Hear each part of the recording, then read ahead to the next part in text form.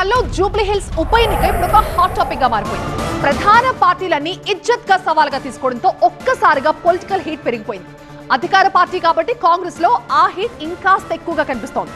అభ్యర్థిత్వం విషయంలోనూ పోటీ ఎక్కువగా ఉండడంతో ఏం చేయాలో తెలియక తల పట్టుకుంటోందట హస్తం పార్టీ. అయితే ఈ గండ నుంచి గట్టెక్కించేందుకు ఇప్పుడు ఒక కొత్త ఉపాయాన్ని ఆలోచించిందంట. ఇంతకీ ఏంటా ప్లాన్?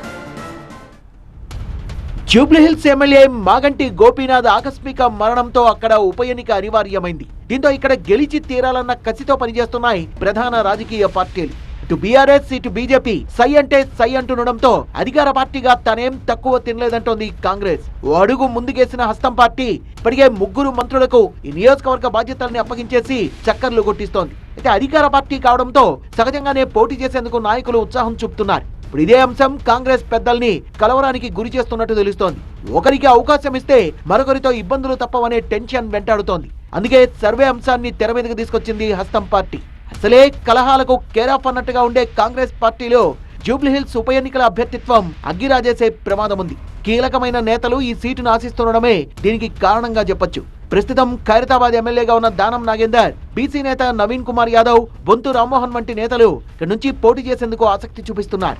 వీరిలో ఎవరికి నిరాశ ఎదురైనా పరిస్థితి ఇబ్బందికరంగా మారుతుంది. ఫిరాయింపు అంశంలో ఇప్పటికే స్పీకర్ నుంచి నోటీసులు అందుకున్న దానం నాగేందర్ జూబ్లీహిల్స్ లో అవకాశం ఇవ్వాలని అడుగుతున్నట్టుగా తెలుస్తోంది. గతంలో బీఆర్ఎస్ నుంచి వచ్చేశాక పార్టీ చెప్పినట్టుగా సికింద్రాబాద్ ఎంపీగా బరిలో నిలిచి ఓడిపోయారు దానం. అందుకే ఇప్పుడు జూబ్లీహిల్స్ లో ఛాన్స్ ఇవ్వాలని అడుగుతున్నారట.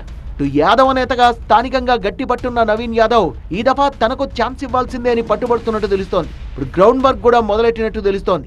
ఎన్నికల ఫలితాలు వెలువడ్డ వెంటనే బీఆర్ఎస్ కు రాజీనామా చేసి కాంగ్రెస్ కండువా కప్పుకున్న జీహెచ్ఎంసీ మాజీ మేయర్ బొంతు రామ్మోహన్ సైతం జూబ్లీహిల్స్ లో కాంగ్రెస్ తరఫున పోటీ చేసేందుకు ఉత్సాహం చూపిస్తున్నారట. ఈ విషయమై గట్టిగానే పైరవీ చేస్తున్నట్టు తెలుస్తోంది. అహ్మద్ నగర్ కార్పొరేటర్ గా ఉన్న సిఎన్ రెడ్డి కూడా గట్టిగానే ప్రయత్నాలు చేస్తున్నట్టు సమాచారం. ఇప్పటికే ఆశావహుల లిస్టులో కీలకంగా కనిపించిన అజారుద్దీన్ కు ఎమ్మెల్సీ ప్రకటించిన హైకమాండ్ అయినప్పటికీ ఆ పోటీ తగ్గకపోవడంతో తలబట్టుకుంది. దీంతో ఈ సమస్య నుంచి ఈజీగా గట్టెక్కేందుకు ఐవీఆర్ఎస్ సర్వే చేపట్టాలని డిసైడ్ అయినట్టు తెలుస్తోంది.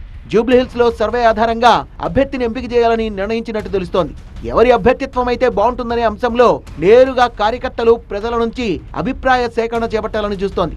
సో ఈ లెక్క ప్రకారం ఆ సర్వే ఎవరి వైపు మొగ్గు చూపిస్తే వాళ్లే జూబ్లీహిల్స్ కాంగ్రెస్ అభ్యర్థి అన్నమాట. మరి ఈ సర్వే ఎలా ఉంటుందో, దాంట్లో అడిగే ప్రశ్నలేంటో, దానికి ప్రజల రియాక్షన్ ఎలా ఉంటుందో చూడాలి.